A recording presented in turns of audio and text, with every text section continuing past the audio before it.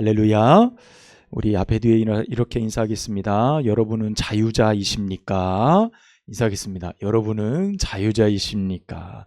여러분은 자유자이십니까? 오늘 자유에 관한 말씀을 우리가 함께 나누게 될 것 같습니다. 우리 민족은 1910년에서 1945년 8월 15일까지 약 35년의 일제 강점기를 겪었습니다. 35년 동안 우리 민족은 국권을 침탈당했고요. 국민의 개인의 주권과 자유를 빼앗긴 가장 치욕스러운 역사를 우리는 기억하고 있습니다.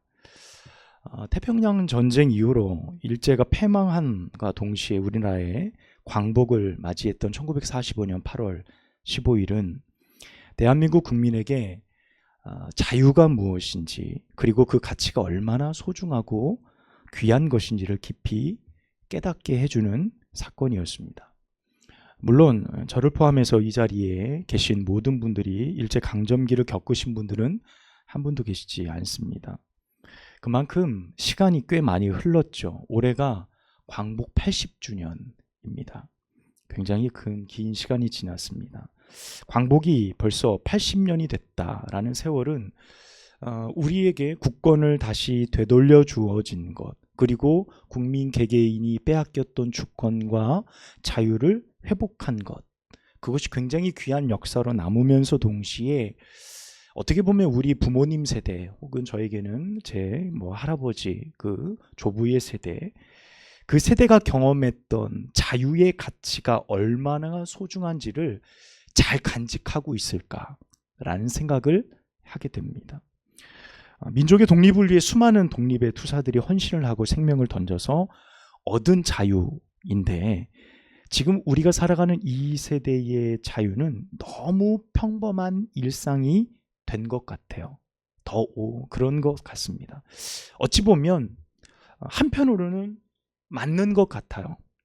그분들이 피 흘려서 얻으려고 했던 그 자유가 우리의 평범한 일상의 자유, 이런 자유가 아닐까라는 생각을 해봅니다.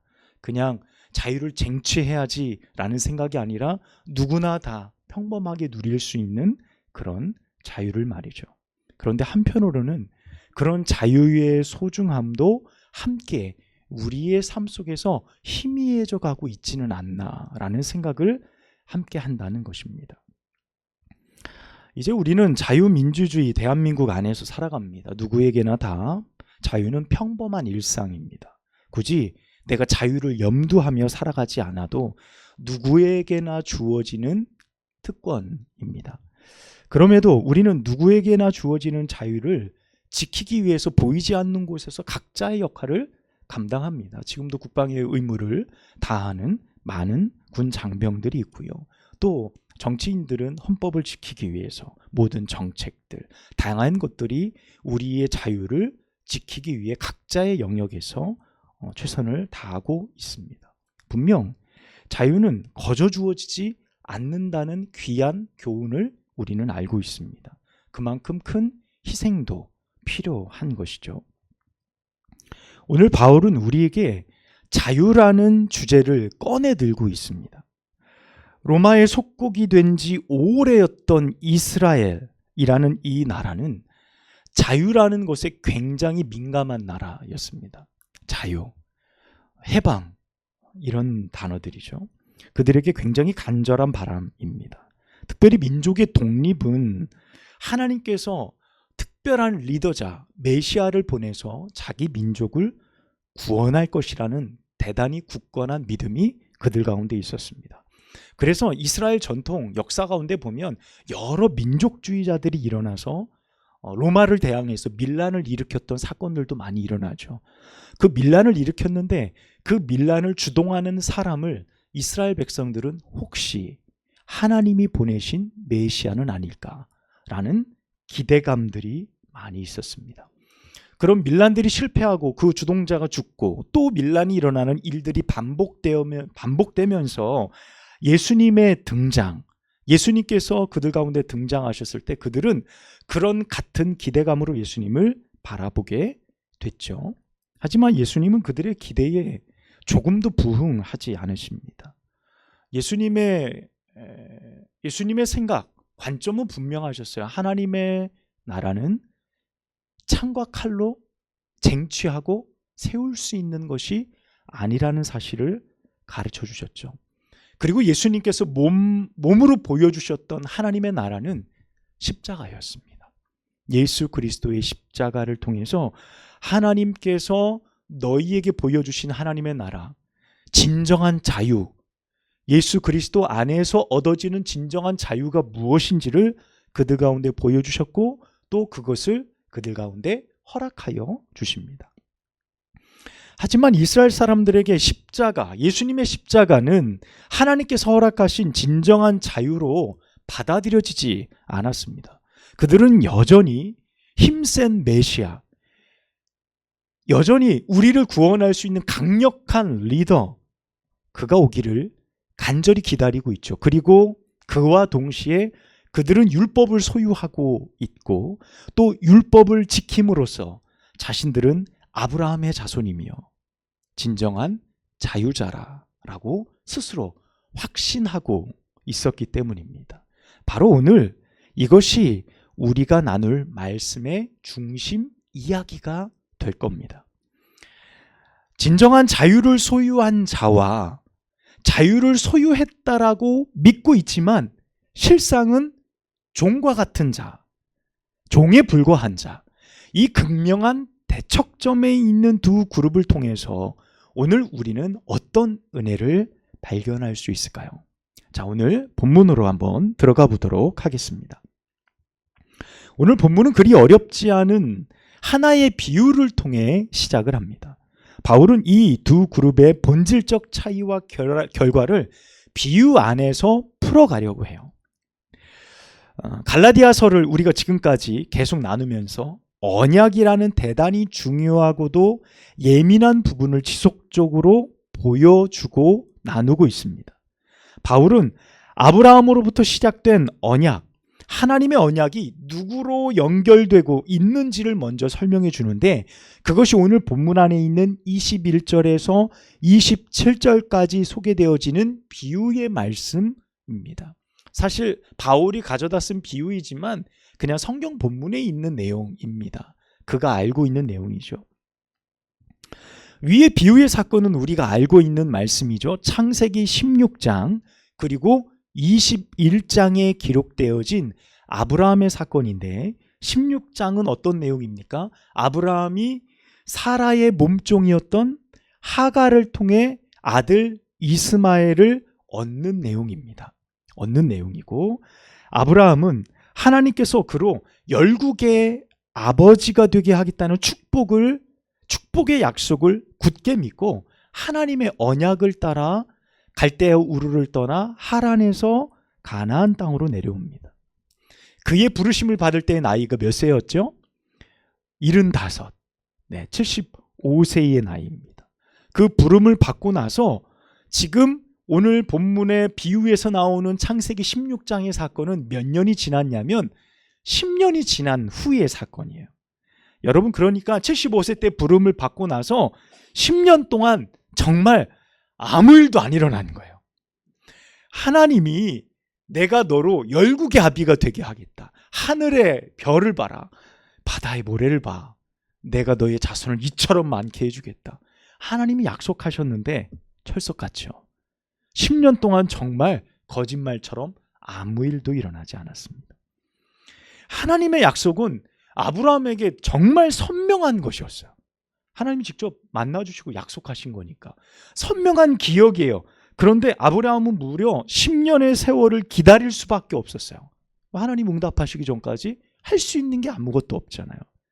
그런데 그 기다림의 시간이 오히려 아브라함에게 믿음이 되고 하나님을 향한 더 단단한 믿음으로 굳어진다면 너무 좋았을 텐데 아브라함에게 그 10년의 시간은 하나님을 향한 신뢰를 갖지 못하는 시간으로 바뀌고 말았습니다.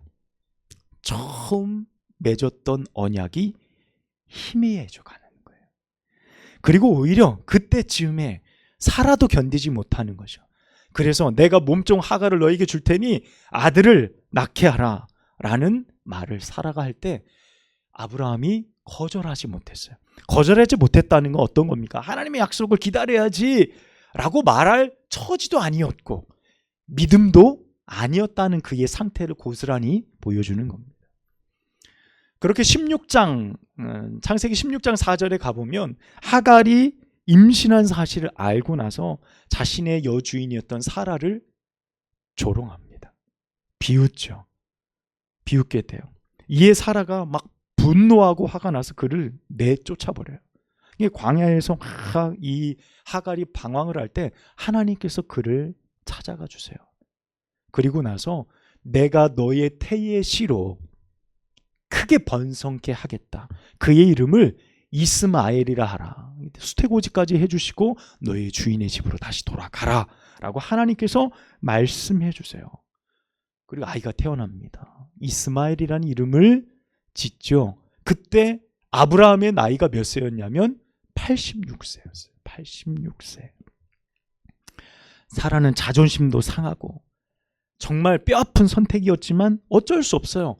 그럼에도 아들을 얻었잖아요. 여러분, 당시의 몸종의 자녀도요, 주인의 자식이었어요. 주인의 소유가 되던 시대였기 때문에 그냥 사라도 자신의 아들, 아브라함은 자기의 씨의 아들이니까 내 아들이라고 이스마엘을 유일한 상속자로 받아들이는 겁니다. 여러분, 그렇게 아브라함이 75세에서 85세까지 약 10년 동안 고민했던 일이 그 해에 해결된 거예요. 1년 만에 이스마엘이라는 아들이 생겨남을 통해서 그래, 이렇게든 저렇게든 약속이 이루어져 가겠지 뭐 라고 생각했던 겁니다. 자, 이 일로 사라는 여러 가지로 고통스러운 마음이겠지만 아브라함은 알아도 어쨌든 자신의 아들이기 때문에 그렇게 이스마엘을 기릅니다. 여러분, 몇 년 길렀습니까? 13년의 시간을 이스마엘을 자신의 장자잖아요. 유일한 아들이잖아요. 키워냅니다. 그런데 여러분, 하나님은 이 상황을 전혀 다른 관점으로 보고 계셨던 거예요. 거기에 대한 특별한 말씀이 없으셨어요. 그렇게 13년의 세월이 지납니다. 하나님은 아브라함을 다시금 부릅니다. 그리고 나서 처음 하나님께서 그를 75세에 부르셨던 그 언약을 다시 끄집어내세요. 그리고 그것을 다시 상기시켜 줍니다. 내가 너와 맺었던 언약의 본질을 상기시켜 주는 거예요. 사라가 아들을 낳을 것이다 라고 말씀하시는 거예요. 그러니까 아브라함은 너무 깜짝 놀랐죠. 왜냐하면 나는 이미 아들을 얻었는데요, 하나님. 나는 이미 이스마엘이라는 아들을 얻었습니다. 그런데 하나님은 사라가 아들을 낳을 것이라는 거예요. 그리고 우리가 너무나 잘 아는 뜨거운 어느 날 상수리 나무 아래에 있을 때 아브라함이 천사 셋이 지나가잖아요. 아브라함이 그들을 대접하고 그들에게서 내년 이맘때에 사라가 아들을 낳으리라. 사라가 장막 뒤에서 듣고 막 웃는 장면 여러분 기억하시죠? 그 사건이에요. 그러고 나서 아브라함이 100세가 되던 해, 100세가 되던 그 해, 사라가 90세가 되던 그 해에 아들을 낳는 기적을 경험하게 됩니다. 여러분, 이삭을 낳을 때 이스마엘이 몇 살이었습니까? 14살이었어요. 이스마엘이 14살입니다. 그는 그때까지요, 이스마엘은 그냥 불변의 진리의 장자였어요. 아브라함의 언약의 자손이었습니다. 장자였어요. 그러니까 이삭이 태어나도 이스마엘 입장에서는 그냥 동생 태어난 거예요. 큰 문제가 없는 겁니다. 그런데 말씀 쭉 보면 이삭이 자라고 젖을 뗄 때에, 그 당시 중동 지방에서 젖을 뗄 때에 보통 자녀의 나이가 5세에서 7세 사이예요. 아브라함이 큰 잔치를 베풀었습니다. 그 잔치 자리에서 사라가 보는데 이스마엘이 동생 이삭을 조롱하고 있는 모습을 보게 됩니다. 그러니까 이삭 태어났을 때 14살이라 그랬잖아요. 그러니까 한 5세에서 6세라고 그랬으면 이 이스마엘은 몇 세입니까? 한 20살 된 거예요. 한 20살 가까이 되어진 겁니다. 나이가. 그러니까 그 정도 되어지는 거예요. 그걸 보자마자 사라가 아브라함에게 저 여종과 아들을 당장 내쫓으라 라고 말해요. 여러분, 이 말이 사라에게는 그래도 아들이 생겼으니까 쉬울 수 있지만 아브라함에게는 둘 다 아들이잖아요. 그리고 이스마엘조차도 이미 나의 장자로서 굉장히 긴 시간, 거의 20년 가까이를 키워온 거잖아요. 말씀해 보면 아브라함이 그 밤에 어마어마하게 고민합니다. 엄청나게 고민하고 있어요. 그때 하나님께서 창세기 21장 12절에 찾아오셔서 이렇게 말씀하세요. 내 여종으로 말미암아 근심하지 말라. 사라가 내게 이른 말을 다 들으라. 이삭에게서 나는 자라야 내 씨라 부를 것임이라. 이렇게 하나님 말씀하세요. 이삭의 씨여야 가능하다는 거예요. 근데 누가 보아도 이스마엘도 아브라함의 씨이고 아브라함의 대를 이을 수 있는 자죠. 육체적으로 보면 정말 그렇습니다. 21장 그 다음 절인 13절에 보면 그러나 내 여종의 아들도 내 씨니 내가 그로 한 민족을 이루리라. 하나님이 또 축복해 주세요. 오늘 바울이 말한 두 언약이 바로 그 언약인 거예요. 하갈 자식을 통해 하나님이 언약해 주신 것과 또한 자유의 여인으로인 이 사라의 몸에서 난 이삭을 통해 맺어주신 언약, 이 두 가지 언약을 이야기를 하고 있는데, 그렇게 20년을 자라왔지만 이스마엘도 아브라함의 아들이었지만 오늘 하나님께서 굉장히 중요한 말씀, 아브라함을 부르시고 나서 거의 30년쯤 됐던 이 시점에 매우 중요한 사실을 아브라함에게 지금 가르쳐주고 계신 거예요. 하나님이 어떤 것입니까? 여러분, 하나님께서 인정하시는 언약, 하나님이 때로는 침묵하고 계셔도 어떤 사건 속에 등장하셔서 하나님이 그것을 까먹지 않고 그 사실을 우리 가운데 다시 상기시켜 주시는데, 하나님이 우리에게 맺으시는 언약은 하나님이 시작하셨다는 사실을 상기시켜 주는 겁니다. 우리가 한 게 아니에요. 우리가 시작해서 그 언약의 대로 우리가 걸어가고 있는 것이 아닙니다. 아브라함을 부르신 것도 하나님이시고 언약의 백성을 삼으시는 계획도 하나님이 시작하셨다는 거예요. 자, 그렇다면 그 과정도 결과도 누구의 일입니까? 하나님의 일이죠. 그리고 또 한 가지는요, 언약은 결코 인간의 방법이 아닌 하나님의 방법으로 결정된다는 거예요. 언약은 하나님의 방법으로만 가능한 겁니다. 여러분, 이 말씀은 어떤 겁니까? 하나님의 언약은 인간의 주류의 방법, 아브라함이 썼던 방법이죠. 그 당시 문화의 방법이죠. 그 당시 살아가는 보통의 사람들이 쓰는 삶의 방법. 아들을 얻는 방법이야 얼마나 많아요. 그렇잖아요. 그 당시에는요. 사라가 아이를 잉태하지 못하면 몸종을 통해서도 혹은 후처를 통해서든지 얻는 것이 당시에 문화적으로 아무런 문제가 없던 시대에 인간적으로 할 수 있는 주류의 방법으로 그 언약을 내가 스스로 이어갈 수 있다는 나의 방법이 하나님 보실 때는 아니라는 거예요. 하나님께서 맺어주신 언약은 인간의 주류의 방법 혹은 우리의 주관적인 방법으로 앞당기거나 그 계획을 수정할 수 없다는 사실을 보여주는 거라는 겁니다. 그것이 이 비유의 말씀입니다. 오직 사라를 통해 태어난 자 이삭이 아브라함의 언약을 계승하게 되어주심을 하나님은 말씀하세요. 자, 그렇다면 다시 오늘 본문으로 들어와서요, 사도 바울은 왜 이 비유를 끄집어낸 거예요? 이 갈라디아 교회의 여러 문제들 속에서 아브라함과 언약이라는 굉장히 중요한 두 기둥 아래서 이 비유를 왜 가지고 왔을까요?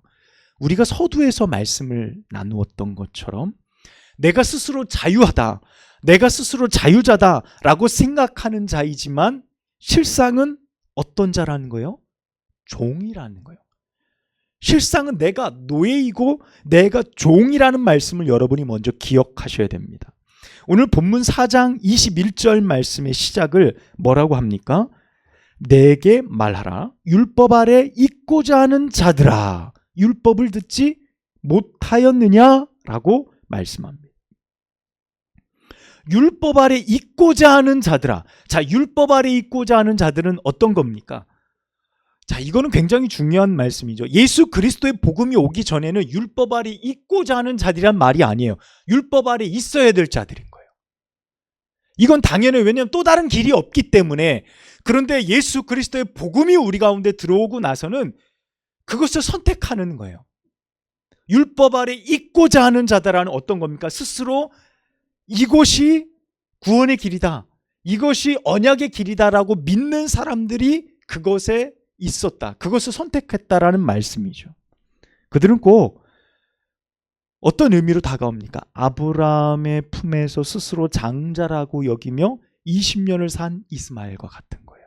지금 바울의 비유에 말하면 내가 율법 아래 거하고 그것을 지킴으로 스스로 아브라함의 자손이며 언약의 백성이라고 생각했지만 누가요? 이스마엘이. 그들은 결국 하갈의 아들들처럼 언약을 계승할 수 없는, 결국 누구였다는 거예요? 종이었다는 거예요. 결국 종에 불과했다는 거죠. 하나님이 보실 때 너는 아니었다는 거예요. 인간의 방법으로 어디까지 인정되어질 수 있었을지 모르나 하나님 보실 때 너는 아니야. 그리고 25절에 말씀하십니다. 하갈의 의미. 하갈이 신의 산과 같다. 아라비아에 있는 신의 산과 같다. 그 신의 산이 바로 어디와 같다고요? 지금 예루살렘과 같다라는 이 비유가 어떤 겁니까? 그렇게 착각하고 있는 사람들, 내가 스스로 언약을 이을 수 있다라고 생각하는 사람들이 저 하갈처럼 예루살렘에도 잔뜩 모여 있는 거예요. 예루살렘, 율법의 중심지 아닙니까? 율법만이 진정한 언약이라고 믿는 백성들이 모여 사는, 믿음의 사람이라고 여기는 그 사람들이 모여 사는 그곳, 그 예루살렘. 그들이 누구와 같다는 겁니까? 하갈과 다를 바 없다는 거예요. 내가 스스로 자유자라고 생각했던 그들, 결국 종과 같다, 종에 불과하다라는 사실을 바울은 오늘 본문을 통해 말해주고 있습니다. 내가 스스로 나는 자유하다 아무리 외친들 그것이 무슨 소용이 있겠습니까? 그들은 여전히 율법에 스스로 얽매인 종의 신분에 불과한 것이죠. 여러분, 가장 자유자처럼 행동해도 또 그렇게 으스대던 저 예루살렘의 율법주의자들은 결국 종일 뿐이고요. 도리어 그들이 핍박하던 바울과 그리스도인들은 진정한 언약의 계승자라는 말씀이 오늘 바울이 우리 가운데 하고자 하는 말씀이에요. 자, 그러면 여러분, 이 자유가 누구에게로부터 주어진 겁니까? 이 자유가 누구에게부터 주어졌어요? 여러분, 이 자유는 우리가 서두에도 나눈 것처럼 결코 거저 주어지지 않습니다. 그리고 결코 인간의 방법으로 얻을 수 있는 것이 아니라는 것을 우리가 이미 말씀을 통해서 배웠습니다. 사람의 애씀, 노력, 그것으로 얻을 수 있는 것이 결코 아니라는 사실입니다. 그리고 여러분, 더 완벽한 가능성이 무엇인 줄 아십니까? 여러분, 세상에 그 어떤 사람도 우리가 종의 멍에를 메고 있는 이 멍에를 대신 지어줄 사람이 없다는 거예요. 여러분, 이 세상에 그 어떤 사람이 내 멍에를 대신 지어주겠어요? 내 죄의 멍에를 누가 대신 지겠습니까? 우리를 대신해서, 나를 대신해서 율법이 정죄하는 그 죄의 멍에를 메고 우리를 누가 자유하게 해줄 거냐는 거예요. 이 세상에 그 어떤 사람도 어떤 방법도 세상에는 존재하지 않는다는 겁니다. 그 사실을 바울은 우리 가운데 말해주고 있어요. 그러면서 말하는 거예요. 5장 1절에 뭐라고 말합니까? 그리스도께서 우리를 자유하게 하시려고 자유를 주셨으니 그러므로 굳건하게 서서 다시는 종의 멍에를 매지 말라라고 우리 가운데 말하고 있는 겁니다. 여러분, 우리를 이토록 자유케 하신 예수 그리스도, 그분께서 우리의 죄의 멍에를 벗겨주셨음을 만나는 여러분 되시기를 축복합니다. 갈라디아 교회 성도들이 만났던 그 예수, 그분을 통해서 주어진 진정한 자유한 말입니다. 우리 부모의 세대가 일제강점기 치하에서 광복의 기쁨을 누렸던 그 당시의 기쁨과 소망처럼 여러분, 갈라디아 교회 성도들이 꼭 그때죠. 율법과 복음이 첨예하게 대립했던 막 그 1세대, 진정한 자유를 맛보았던 그 1세대, 율법의 멍에에서 벗어나서 복음의 자유를 누렸던 그 1세대의 시대, 여러분, 그 자유, 예수 그리스도를 통해서 주어지는 그 거룩하신 자유를 우리도 함께 누려야 한다는 사실입니다. 비록 그들은 바울의 염려처럼 율법으로 돌아섰고 그들은 복음에서 잠시 멀어졌지만 그 자유를, 그들이 누렸던 자유는 결코 거짓이 아니었다는 것입니다. 오늘 주님은 이 말씀을 듣는 우리에게 이것을 말씀하고 계세요. 우리가 이 사실 앞에 굳게 서 있어라 라는 말씀입니다. 예수님이 우리를 자유하게 하시려고 우리에게 자유를 주셨으니 너희는 이 자유에 굳게 서 있어라 라고 말씀하십니다. 여러분, 죄에서 벗어나라고 말씀하시는 것, 그런데 우리는 어떻습니까? 에이, 세상 살아가는데 이 정도쯤은요 누구나 다 죄 짓고 살아요 라고 가볍게 치부해 버릴지도 몰라요. 하나님은 네가 죄의 종이야, 멍에 매고 살지 마, 그것을 벗어내 라고 말하는데 우리는 저는 매인 적이 없는데요, 저는 종되었던 적이 없는데요 라고 하나님 앞에 반문하고 있는지도 몰라요. 여러분, 하지만 우리는 하나님 앞에서 어떤 변명도 방법도 어떤 의미도 없습니다. 하나님은 오직 예수 그리스도께서 주신 자유를 소유한 그 자만이 진정한 자유자라고 선포하고 계시기 때문입니다. 오직 십자가의 예수 그리스도를 믿는 자, 언약의 백성이며 그가 진정한 자유자임을 믿으신 여러분 되시기를 축복합니다. 여러분 기억하십시오. 우리는요 당겨놓은 고무줄처럼 언제 또 제자리로 돌아갈지 몰라요. 주님께서 우리에게 자유를 주시려고 쭉 당겨서 딱 걸어 놓으셨는데 언제 고무줄처럼 다시 율법으로, 세상의 방법으로 돌아가려 하는지 모릅니다. 여러분, 그곳에 자유가 있습니까? 여러분, 그곳에 진정한 자유가 있습니까? 오직 예수 그리스도 안에 거하는 여러분 되시기를 축복합니다. 그것이 여러분이 진정한 자유를 얻는 유일한 길임을 믿습니다. 기도하겠습니다. 아버지 하나님, 오늘 바울이 갈라디아 교회 성도들에게 피를 토하듯 그들의 연약함을 외치며 돌아오라, 죄의 멍에를 벗어내라, 진정한 자유자가 되어라, 진정한 언약의 백성이 되어라 라고 외치는 음성을 우리도 듣게 하시니 감사합니다. 주님, 우리의 연약함을 내려놓고 우리가 다시 세상으로 돌아가려 하는 어리석은 옛 삶의 모습을 내려놓고 오늘 말씀을 붙들며 주님 앞에 나아갑니다. 진정한 자유자로 예수 그리스도 안에 참 자유를 누리는 저희들의 삶이 되어주도록 인도하여 주옵소서. 예수님의 이름으로 간절히 기도하옵나이다. 아멘.